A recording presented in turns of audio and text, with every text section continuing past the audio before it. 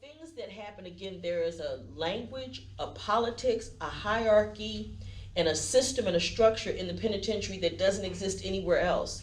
It is similar to the military in that way. The military has a language all its own, they have a hierarchy. If a Marine came in here and they wanted to say, "What's up?" High five, hoorah. Okay, you can't go on a job interview and they say, "Please take a seat here. We'll have you interview in a few minutes." Hoorah. It just doesn't work like that. Okay? Incarceration, though, creates trauma in everybody that's touched by it. It's the pebble effect. When you, instead of dropping something in the water and creating ripples, we're pulling something out. We pull people out of the community, out of their families, and we place them somewhere, but there's a ripple effect to that. Children wind up without their parents, husbands and wives wind up without a spouse, mothers and fathers wind up without their children, the workforce loses, businesses lose because there's no workforce. They lose because the system, think about this. Currently, when you come home from prison with a felony on your record, it is nearly impossible to become employed.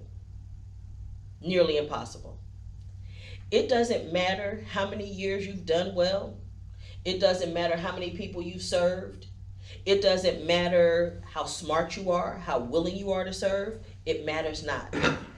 There are certain things. If you had a license, anything that requires a license, beauticians' licenses sometimes even, and I think they've relaxed that at some level because they were starting to teach that in the prison. But if you had a medical license, if you had a law license, all of those things, you couldn't be a notary. There are so many things that it excludes you from. However, you're still expected to become a what do they call it, a great citizen, or in the community. They want you to be a upstanding citizen in the community.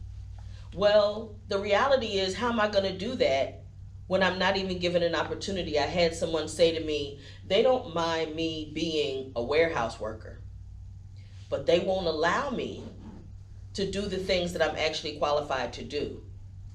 So again, the system is designed for people coming home to have more hurdles than anybody else. And that alone produces psychological trauma. I know people who are psychologically traumatized just through the process of getting through the board. Just that alone. I have a friend who told me they made me feel like I had to be a piece of SHIT in order to get out of prison after having already served 25 years. So there are things that happen that only people understand. I'm going to give my present audience a chuckle. One of the things that I talk to the women in the prison about is I'm constantly trying to explain to them things that they may encounter that may make them have anxiety attacks when they come home. And one of those is stop wearing shower shoes. Some people don't know what that means. In prison, you wear shoes in the shower, flip-flops, to prevent from getting disease. It is a matter of life and death. It really could make that much of a difference. Okay? So there are people who still, I know my dude that I was seeing, when he came to my house and he left, I realized there was some flip-flops in the shower because he had not yet deinstitutionalized, which is one of the things that we're going to talk about here. There's trauma. I know a lady who spent 33 years in a prison had an anxiety attack at the ATM machine when actual cash came out of the machine. Family members don't know what that means. They don't know what that feels like. They don't understand. I had a young man tell me, I said, "How you doing, son?" He was best friends with my son. "How you doing?" "Oh, I'm good, Mom. I'm good. Everything was good." Been out about 6 months. "Everything is fine." I knew better. So I said, "How you sleeping at night?" "Oh, no, that's not so good because mom's keeps the house so hot, but I'm just so happy that she allowed me to come here that I don't want to complain. I have a tenant who the maintenance staff wasn't correcting maintenance issues in her apartment. Oh no, Miss Noreen, I'm just so glad to have an apartment. I don't want to complain. I call that hogwash. Right. Hogwash, because I'm gonna take your rent every month. You have a right to have things repaired in your apartment, but there is often the feeling that I'm so thankful and grateful just to be free that I don't want to make waves. I don't want to upset the apple cart. So I'll just be quiet. I'll take low and I'll suffer through this. Well, I'm here to say, I want this to be a place where you can scream and holler and get it off your chest. If nothing else, you may be able to listen to this if you can't be here and hear some things that you've been through that might actually help you through the situation that you're going through at that particular moment. The other thing that we will do periodically, at least probably twice a month, is to have people come and tell their stories.